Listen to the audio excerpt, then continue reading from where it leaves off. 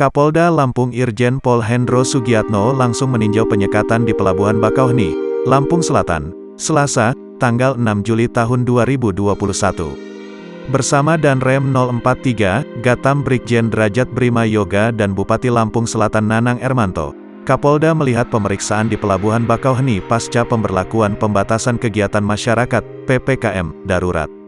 Hendro mengaku baru berkoordinasi dengan pihak pelabuhan dan seluruh stakeholder terkait PPKM darurat. Dari Senin kemarin, kita sudah memberlakukan penyekatan mobilitas dari Pulau Sumatera yang hendak menuju ke Pulau Jawa di Pelabuhan Bakauheni, Lampung Selatan, kata Hendro. Hendro mengatakan, kendaraan pribadi maupun pejalan kaki yang hendak menyeberang ke Pulau Jawa harus memiliki dua persyaratan. Dua persyaratannya yakni harus ada surat rapid test antigen atau PCR, juga sertifikat vaksinasi, kata Hendro.